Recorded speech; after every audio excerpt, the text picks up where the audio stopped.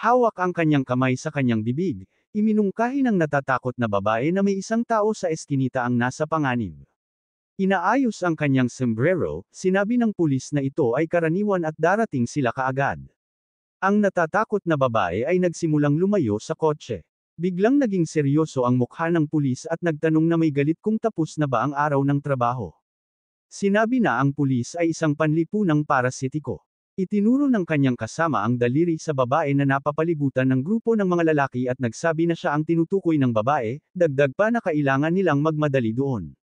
Nakakunot ang noo, nagtanong ang lalaki kung bakit. Inilipat ang tingin, nilinaw ng pulis kung nakita ba ng kanyang kasama ang kanilang leader. Tinitingnan ng grupo ng mga lalaki, tinanong niya kung ano ang kaya nilang gawin ng magkasama. Habang nakatingin sa baliw na mukha ng leader, sinabi ng babae na dapat silang tumawag ng karagdagang tulong. Pagkatapos, sinabi ng lalaki na maglalaro muna sila sa kanya at pagkatapos ay iiwan siya. Pumikit ang pulis at sinabi na hindi ito ang unang beses at walang silbi ang lumikha ng mga hindi kailangang problema. Ang gulat na kasamahan ay nakaupo sa kotse, mayroong pulis na nakatayo sa harap ng grupo ng mga kriminal. Galit na nagtanong ang leader ng grupo kung ano iyon. Sinabi ng lalaki na pakawalan siya, seryoso ang mukha. Lumapit ang leader sa kanya, bumuga ng usok sa kanyang mukha, at nagtanong kung ano ang gagawin niya kung ayaw niya. Malakas siyang sinuntok ng lalaki sa mukha. Nagulat ang leader sa nangyari.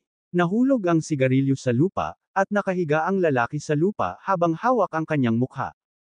Nagulat ang mga pulis sa kotse, at natakot ang grupo ng mga lalaki. Tinitingnan ng kanyang kamay, sinabi ng lalaki na kung ayaw ng leader na pakawalan ang babae, magdurusa siya. Dumadaloy ang dugo sa mukha ng leader.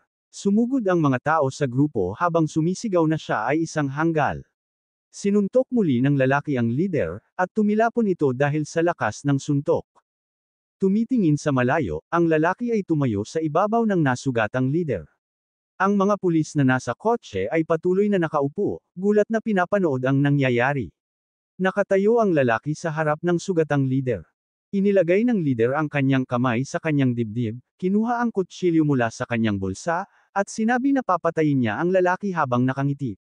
Tinanong ng lalaki kung nakapatay na ba ang tulisan dati. Galit na sumigaw ang lalaki na oo, at siya ang susunod.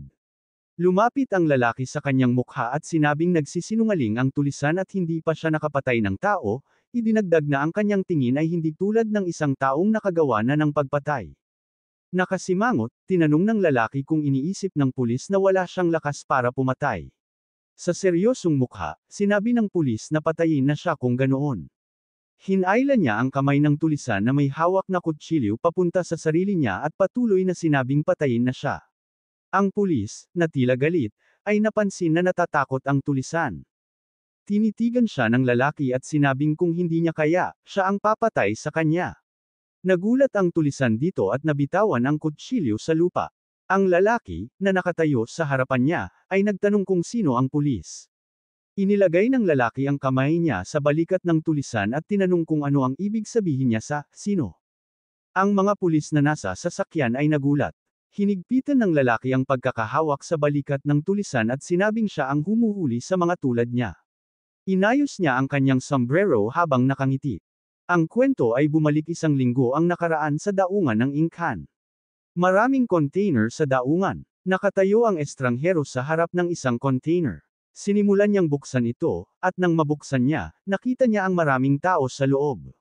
Seryoso niyang inakala na naroon na silang lahat. Ipinakilala sa kwento ang mamamatay tao na may palayaw na, Bright December. Ngumiti ang lalaki at tinanong kung bakit siya huli. Ipinakilala rin si October na nakaupo sa isang kahon.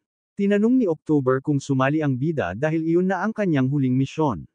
Sumagot siya na hindi naman siya ganoong ka-late dumating. Tinanong niya ng seryoso kung ano ang nangyari. Ang mga mersenaryo ay nakatingin kay Charlie. May ngiti sa mukha ng lalaki.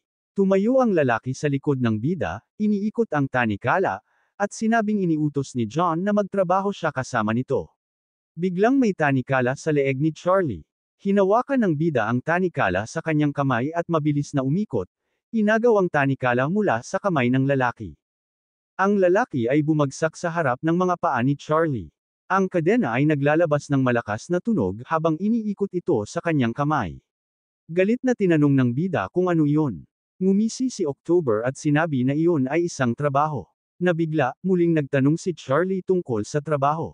Idinagdag ni October, may masamang ngiti, na iyon ay isang misyon upang patayin ang maalamat na mamamatay na si Bright December. Biglang sumugod ang isang grupo ng mga mersenaryo sa kanya. Inundayan ng lalaki ng kutsilyo si Charlie. Inikat ng bida ang kadena sa leeg ng lalaki. Sinipa niya ito sa mukha gamit ang kanyang tuhod. Naiwasan niya ang isang hampas gamit ang palakol. Ang kanyang mukha ay seryoso. Sinipa ni Charlie ang lalaki sa mukha. Nakita niyang may isa pang lalaking tumatakbo papunta sa kanya. Tumakbo ang bida papalayo sa lalaki at inikat ang kadena sa leeg nito. Sinimulan niyang sakalin ang lalaki, hinayla ang kadena gamit ang parehong kamay na may galit na tingin. Pinanood ito ni October na may kalmadong ekspresyon. Hawak ang bangkay sa kwelyo, tinawag siya ni Charlie. Tumayo siya sa harap ng mamamatay at tinanong kung nagtipon siya ng ganoong grupo para patayin siya. Si October, na may ngiti sa kanyang mukha, ay inilagay ang kamay sa kanyang dibdib at itinutok ang baril sa bida. Sinabi niyang hindi niya nais gamitin ang baril ngunit ito ay utos ni John at kailangan niyang alisin ang mga walang silbi. Hawak ang baril sa harap ni Charlie, nakatingin siya ng maingat. In-emphasize ni October ang katotohanan na gumagamit siya ng baril kapag hindi niya nais na abalahin ang sarili sa paglilinis. Ang naguguluhang protagonist ay nagtanong muli kung utos ba ni John ito. Sa galit, sinabi ni Charlie na alam ni John na ito na ang huling misyon niya at pagkatapos nito, tapos na ang lahat. Nagtagpo ng mga mata ang bata at napansin ni October na tanungin siya ng protagonist kung bakit ginawa iyon ni John. Nagpaalam si October kay Charlie na ang daliri ay nasa gatilyo.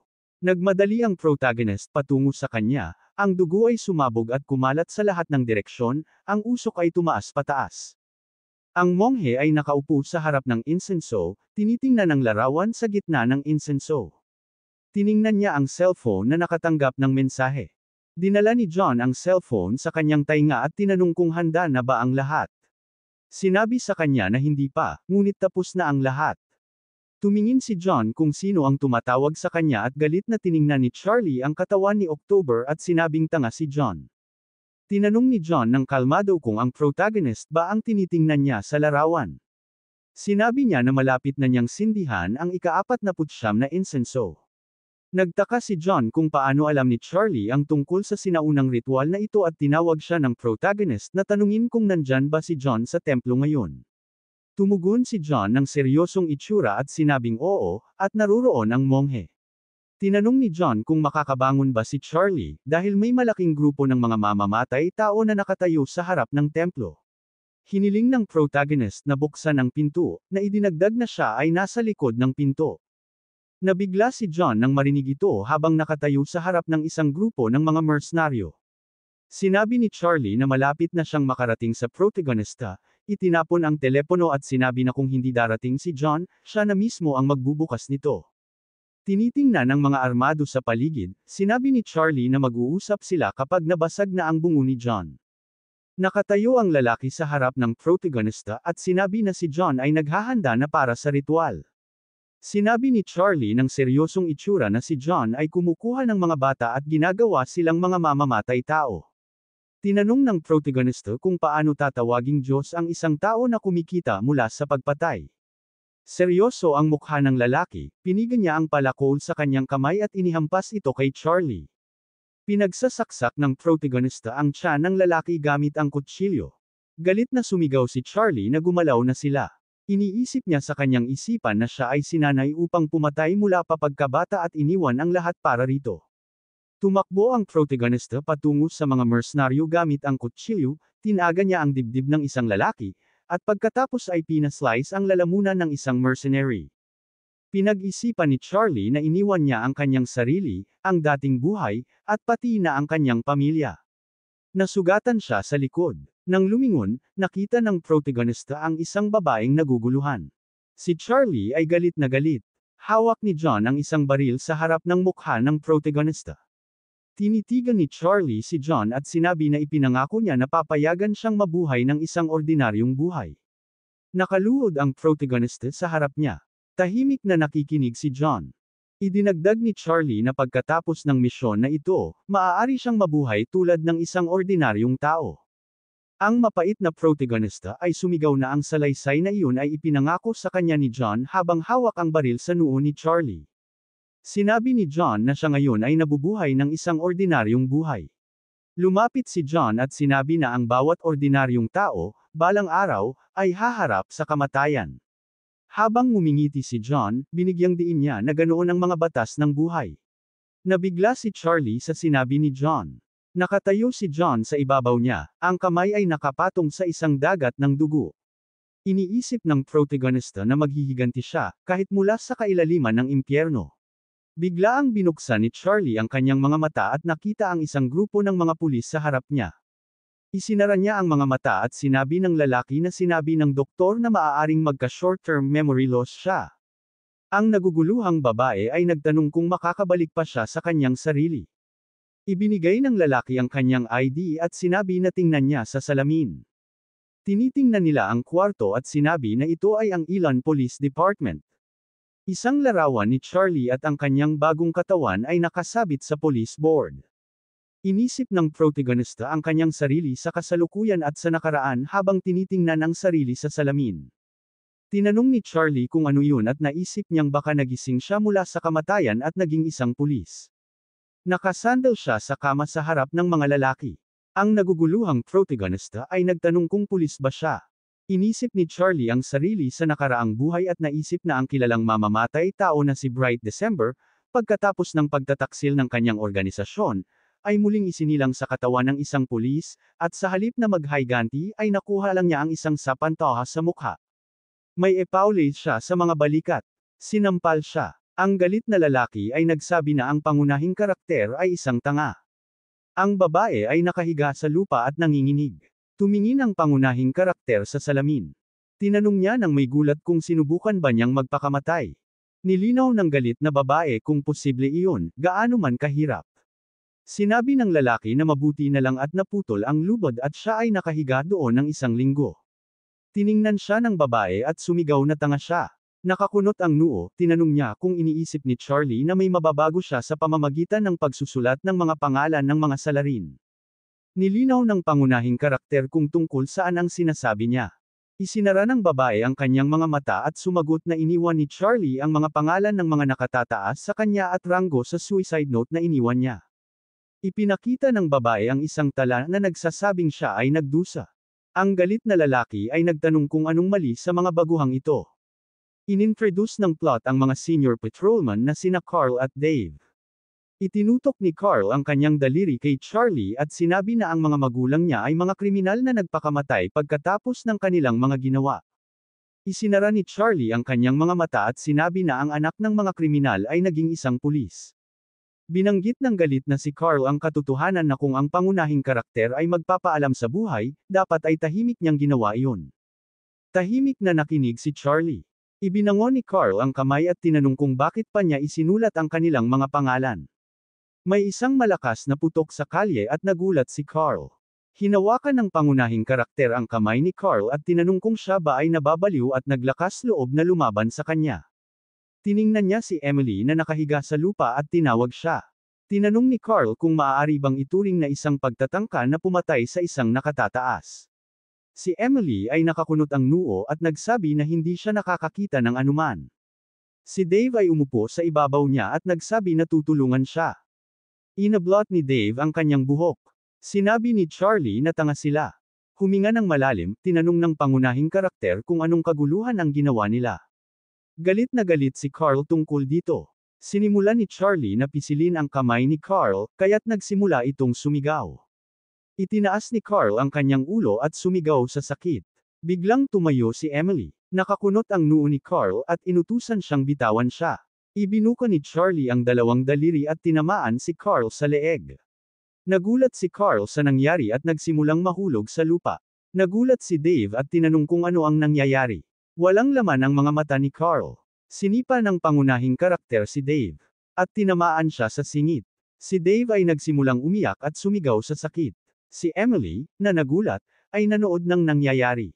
Si Charlie ay tahimik na nakatayo sa harap ng mga lalaki. Itinutok ni Emily ang kanyang daliri at sumigaw na siya ay isang mamamatay tao. Tahimik ang mukha ng protagonist. Inangkla ng lalaki ang kanyang mga braso at inutusan ang lahat na magtulungan. Ipinakikilala ng plot ang senior officer na si Chuck. Tinatanong niya kung bakit siya nagtaas ng kamay laban sa kanyang kasamahan. Pinigilan ang mga lalaki at pinaupo sa mesa. Tinatanong ni Chuck si Charlie kung iniisip ba niyang hindi matanggal ang isang opisyal. Sabi niya na ang protagonist ang personal na ako sa isyu ng pagpapaalis. Seryoso ang mukha ni Charlie. Dumating ang gabi, tinanggal ng protagonist ang kanyang sombrero at umupo sa isang bench na may hindi kontentong hitsura. Nakatagilid siya at may seryosong ekspresyon. Self-defense, ang sinabi ni Emily. Tinatanong ng lalaki kung narinig ni Charlie sa istasyon ng pulis, sinundan ni Emily si Charlie at tinanong kung nababaliw na ba siya. Ipinaliwanag ng protagonist kung nakalimutan na ba nila na ang senior general ay nagtatago sa kanila. Inulit ng protagonist ang tanong at itinuro ang kanyang daliri. Sabi ng lalaki na totoo, at ang senior general ay may buong mug na may mga bulaklak. Kumaway sila kay Charlie at sinabihan siyang mag-ingat, dagdag pa nila na na-miss nila siya. Tumangala, sinabi ng protagonist na kaya hindi nila sila mahuli, kasi lahat sila ay bulok mula sa loob. Ipinakilala niya ang isang bituin at sinabi na ang boss nila ay may buong mug. Tinanong niya kung ito ba ay parang isang bituin sa hukbo. Sabi ni Charlie na mas gugustuhin niyang mabuhay bilang katawan ng baboy kaysa sa sinumang may mas mataas na ranggo. May ngiti sa mukha ng babae. Hawak niya ang sombrero at tinitingnan ito. Sinabi ng protagonist na naaalala niya na nakatayo sa ulan noong bata pa siya. Inabot ni John ang kanyang kamay at inalok na samahan siya. Nagulat si Charlie. Seryoso ang mukha ng protagonist bilang isang matanda. Nakatayo siya sa likod ng isang grupo ng mga tao. Biglang lumingon si Charlie, nagulat siya. Tinutok ng protagonist ang mata sa baril. Itinutok ni John ang baril kay Charlie habang nakangiti. Tumama kay Charlie ang baril. Tinali ng protagonist ang kanyang kurbata na parang buhol. Tinitingnan ng kurbata, nakatayo siya sa harap ng mesa at pinag-uusapan ang lalaking katawan na kinasasakupan niya. Nakita niya ang isang pulang libro sa mesa. Tinitingnan ni Charlie ang larawan at napansin na ang lalaking katawan na tinataglay niya ay iniwan ng mga magulang at naranasan ang pangbobyuli ng mga kasamahan at nagpas siyang magpatiwakal. Kinuha ng protagonist ang larawan sa kanyang mga kamay. Sinabi niyang may seryosong hitsura na siya ay nasa kaparehong sitwasyon at gusto niya ito. Nilisan niya ang kanyang tingin at tinanong kung dapat pa ba niyang gawin. Ang plot ay dinala kami sa Western Police Department. May 2 bulaklak sa balikat na mga strap. Tinitingnan ng lalaki ang mga dokumento. Ipinakikilala ang Senior General Bill. Binasa niya ang tungkol sa Huagok Temple. Nagulat si Bill sa boses na narinig mula sa likuran niya. Nakatayo ang protagonist sa likod niya at tinanong kung kamusta siya. Nagtanong si Bill kung ano ang nangyayari. Inilagay ni Charlie ang kanyang kamay sa kanyang leeg. Nagmumukhang balisa si Bill. Tinanong ni Bill kung sino siya. Sumagot ang protagonist ng seryoso na siya ay si Bright December. Kinuha si Bill bilang hostage. Tumingin si Bill sa malayo, ipinikit ang kanyang mga braso at sinabi na wala itong kwenta. Nakaupo sa tapat niya, tinanong niya si Charlie kung siya ba ay maliwanag na si December at nais niyang sabihin na siya ay napatay at muling isinilang sa katawan ng isang opisyal. Tinanong ni Bill kung sino ang maniniwala sa ganitong kalokohan. Tumingin ang pangunahing tauhan sa kanya at ipinunto na hindi siya humihiling na maniwala. Ngumiti si Charlie at sinabi na ito ay isang banta. Tahimik na nakinig si Bill habang ipinapasok ang kanyang mga kamay sa kanyang mga bulsa. Ang pangunahing tauhan ay nag-address sa kanya, iniisip ang hugis ng maraming tao at sinabi na tutulungan siyang alisin ang H-Wager sa isang templo. Nagtaka si Bill sa kanyang narinig at nagkunwaring magtaka, tinanong kung sino si Charlie. Umupo ang pangunahing tauhan sa tapat niya at nilinaw kung siya ba ay nagpakilala, hawak ang isang recorder sa kanyang mga kamay at ipinunto na hindi niya iniisip na karapat-dapat pag-usapan ang huwaga sa isang templo. Biglang yumangay ang tunog mula sa radyo. Tumayo si Charlie at tinanong si Bill, seryoso niyang sinabi na hindi siya humihingi ng pabor.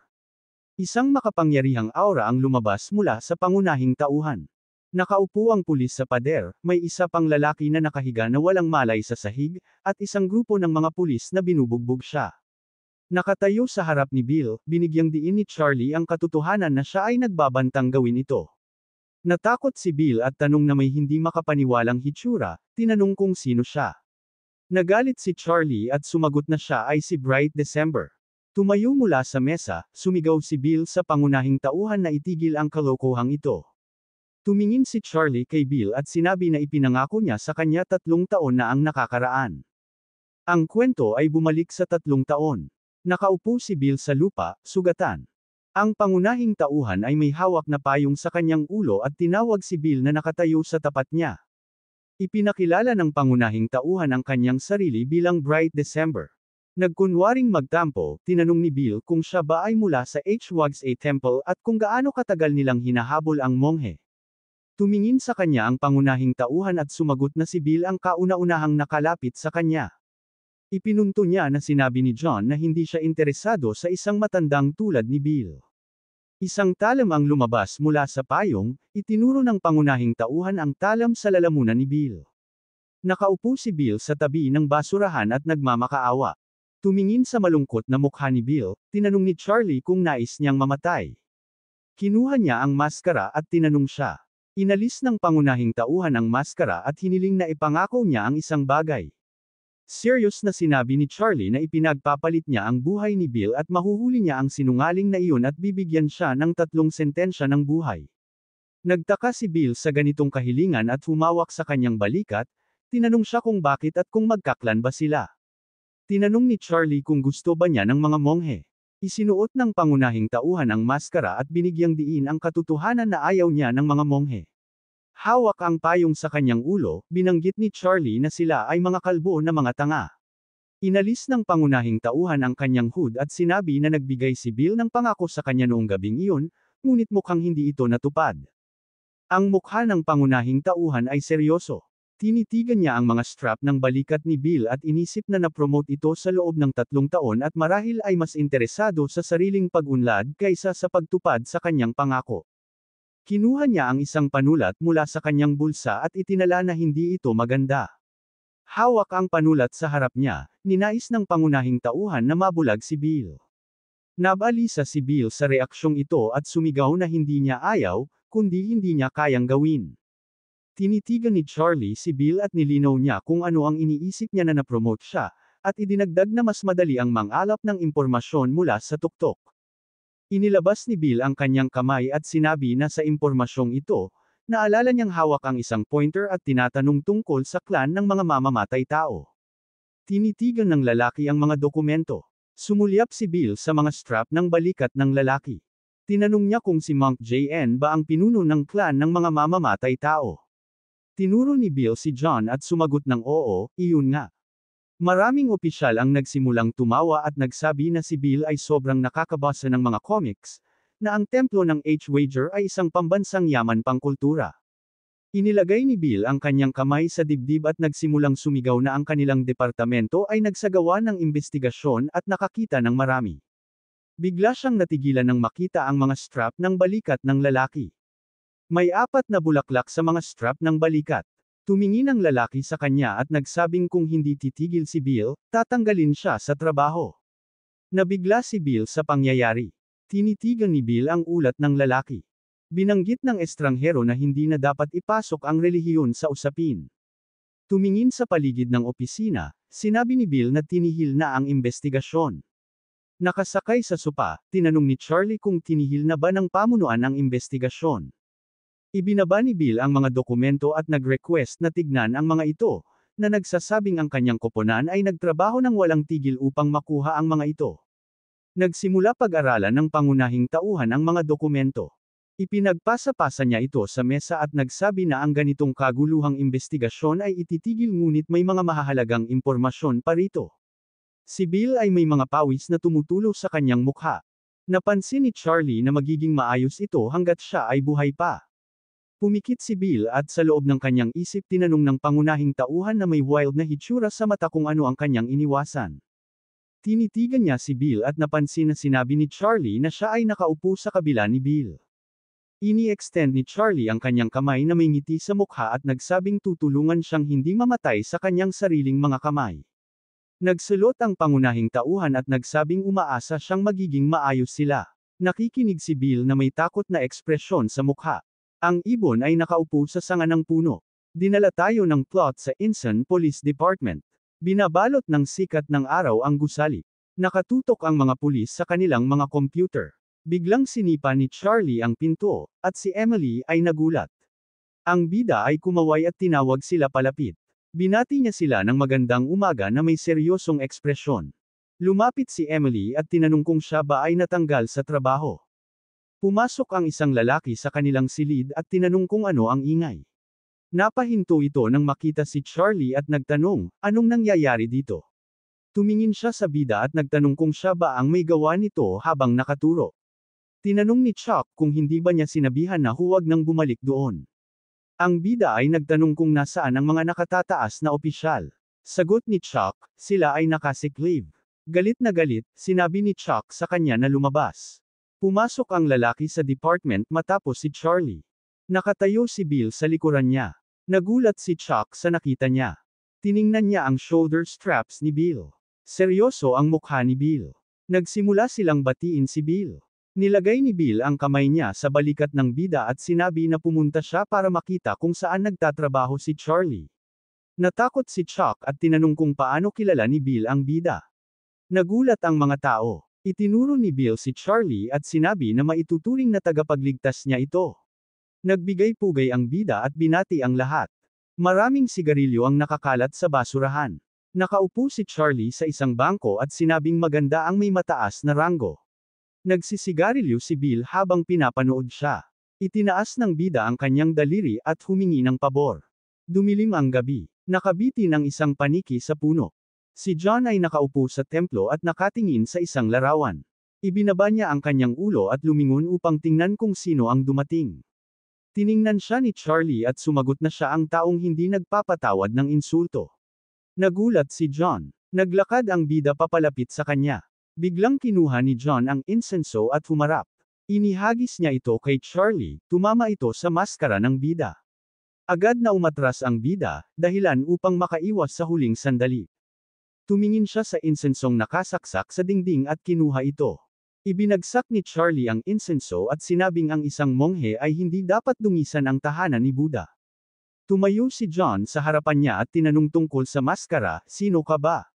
Sagot ng bida, ako'y isang kaluluwang pumanaw.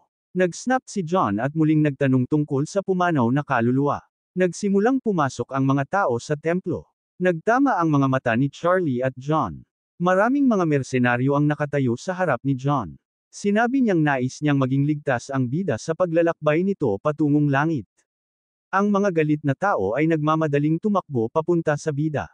Pinanood ni John ang nangyayari. Ang isang lalaking may kutsilyo ay tumakbo papunta sa bida, at itinaas ang mga kamay upang umatake. Hinamplas ng bida ang lalaki sa ulo, dahilan upang pumutok ang dugo sa mukha ng lalaki at mabitawan ang armas. Nahulog ang kutsilyo. Agad itong hinawakan ni Charlie. Nakapwesto siya sa panlaban habang tumatakbo ang iba pang mga lalaki papunta sa kanya.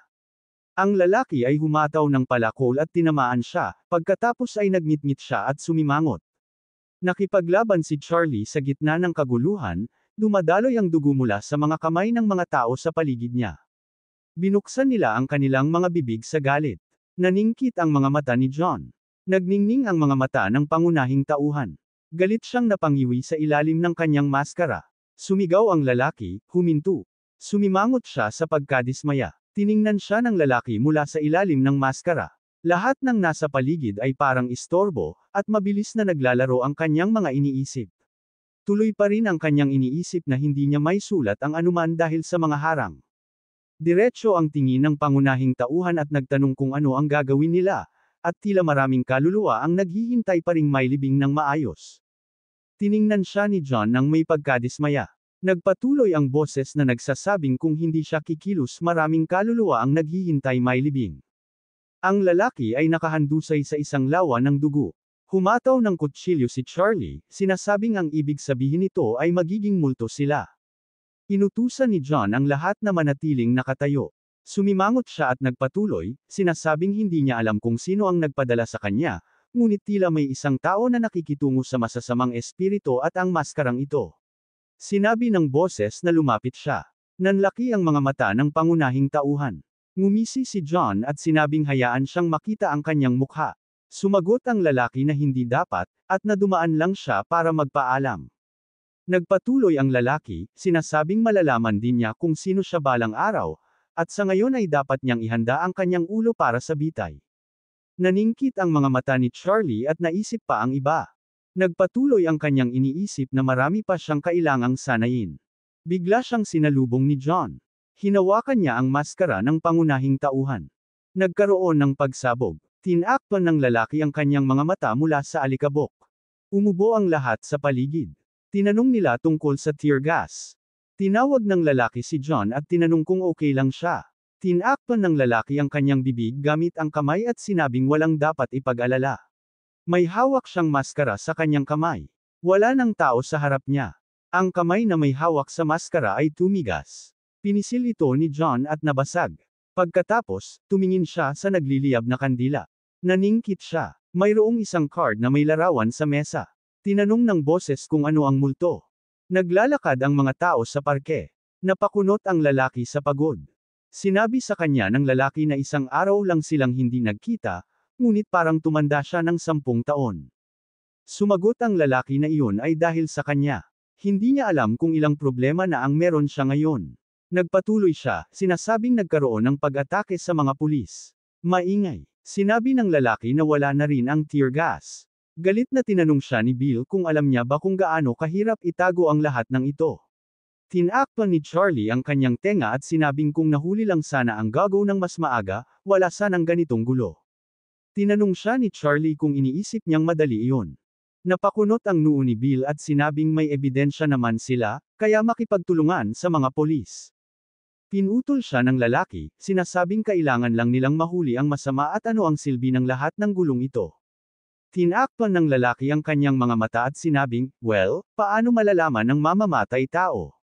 Napatigil ang lalaki. Tinakpan ng pangunahing tauhan ang isang mata at sinabing hindi lang siya pumapatay ng tao, kundi pinapatay niya lang ang mga dapat mamatay, at iyon ang patunay nito. Gumalaw ang kamao patungo sa lalaki, at nagpatuloy ang pangunahing tauhan, at sinabi, ganyan ang buhay. Sinabihan siya ni Bill na makinig, at nagpatuloy siya na walang sinuman ang may kapangyarihang magdesisyon kung sino ang nakatakdang mamatay, at sino ang karapat-dapat mabuhay at lahat ng tao ay dapat hatulan ayon sa batas ng lipunan. Tinanong ng bayani kung bakit ang tanga na iyon ay malaya pa hanggang ngayon. Napakunot ang noo ni Bill at sumagot na kahit hindi nila mahuli ang 10 kriminal, hindi sila dapat magkamali ng hatol kahit isang beses. Dagdag pa niya na kaya nila kailangan ng matibay na ebidensya. Galit na sinabi ni Charlie na itong ebidensya na ito ang nakakainis. Napamura ang bida at sumigaw na masikip na ang pakiramdam, gumawa na lang ng sariling departamento o kung anuman. Muling nagtanong si Bill na litong-lito, at ang lalaki sumigaw na opisyal siya ngunit teknikal na hindi totoong opisyal. Ano bang departamento ang pinag-uusapan natin? Sumagot si Charlie na siya ang pinakamalakas sa lahat. Sinabi ng lalaki na hindi tama iyon, at tinanong ng bayani kung bakit. Sinabi ni Bill na may tiyak na hierarchy sa sistema ng pulisya. Tinanong ni Charlie kung gaano kataas ang dapat marating para makagawa ng sariling team. Sumagot ni Bill, kailangan ng maliit na mug na may ganoong mga bituin. Tinanong ng lalaki na ganoon ba. Napakunot ang noo ng bida at sinabi na dapat nilang simulan agad ang trabaho at magsikap para ma-promote sa lalong madaling panahon. Tinanong ulit ni Bill kung ano ang gagawin. Pumikit siya, tinawag itong tanga, at sinabing huwag makialam sa gulo at manahimik na lang. Aayusin nila ito. Paglingon niya, wala na ang bida. Napaisip si Bill kung saan siya pumunta. Si Charlie ay pumunta sa Island Police Department. Inaayos ni Emily ang kanyang buhok at siya ay tinanong kung ano ang dapat niyang gawin para ma-promote.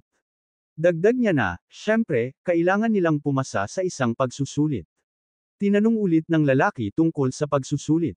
Sinabi ng babae sa opisyal na bigyan siya ng inumin. Tinawag niya si Charlie at sinabing ayusin ang bagay kay Madam.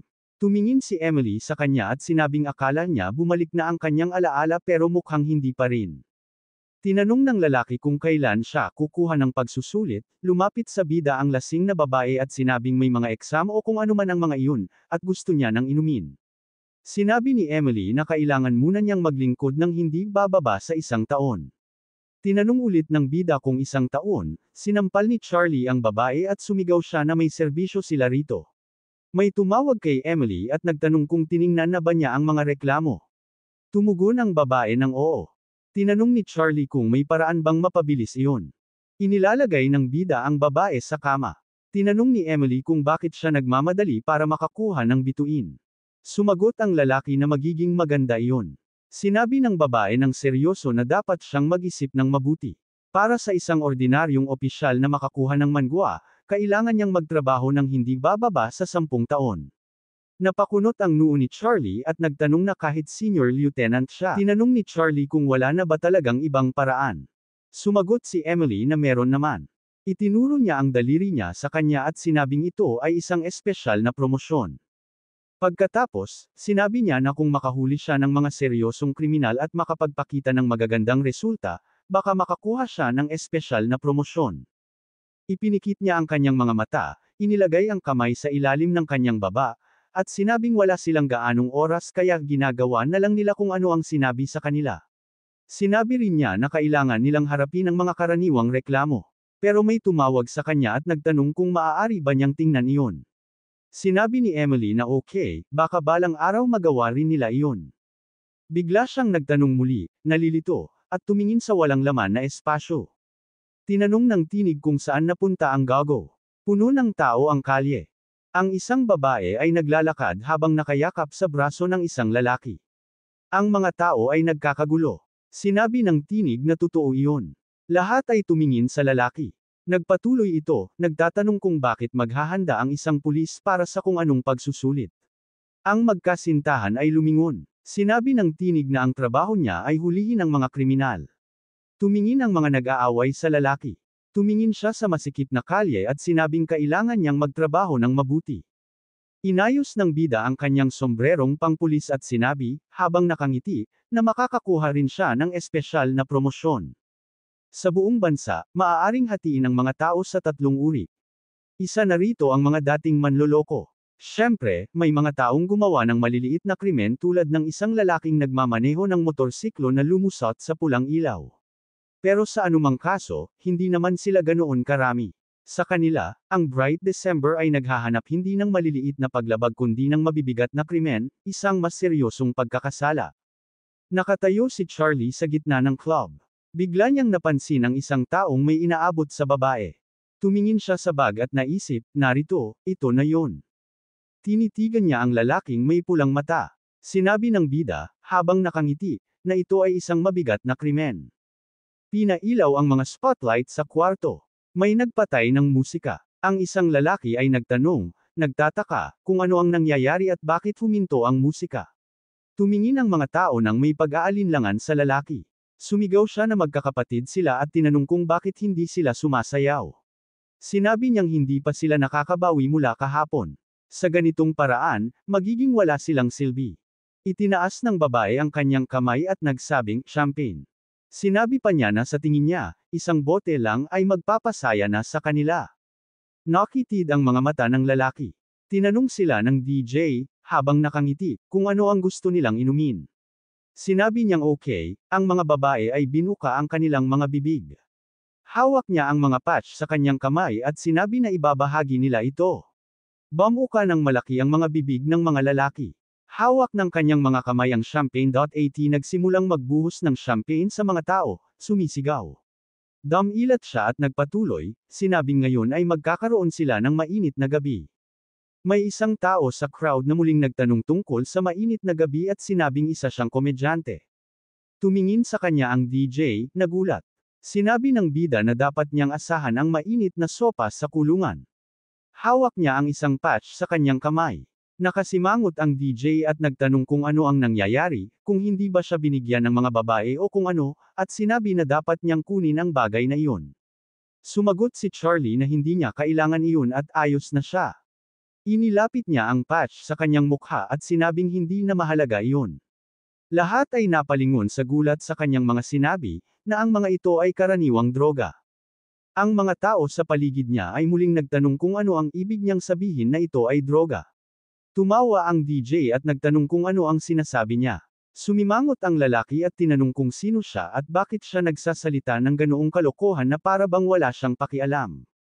Sinimulan ng bida na tanggalin ang kanyang jacket, at lumitaw ang isang uniforme ng pulis. Sumigaw siya at tinanong kung mahuhulaan ba nila. Sumigaw ang mga tao sa paligid niya, isang pulis. Nagtanong ang DJ na naguguluhan kung paano nakapasok doon ang isang asong pulis at kung saan tumitingin ang mga bantay. Sinabi ng lalaking nasa tabi niya na wala rin siya roon. Isang bote ang lumipad papunta sa mukha ng bantay. Dinakma ng bida ang kanyang kamay at sinabing mag-usap na lang sila sa likod ng rehas. Ngangitian ng DJ at sinabing, ano ba tong current adong to? Isang boses ang sumigaw na takbo na. Nagsikap si Charlie na makatawid sa mga tao, sinasabing excuse. Sumigaw ang DJ na may asong pulis doon, tumakbo siya at sinabing itago ang lahat at tumakas. Tumingin sa kanya ang waiter na nagtataka. Isang bantay ang sumugod sa pinto. Lumingon ang waiter ngunit maya-maya, sinipa ng bida ang pinto at natamba ang waiter. Parehong nakahandusay sa sahig ang dalawang lalaki.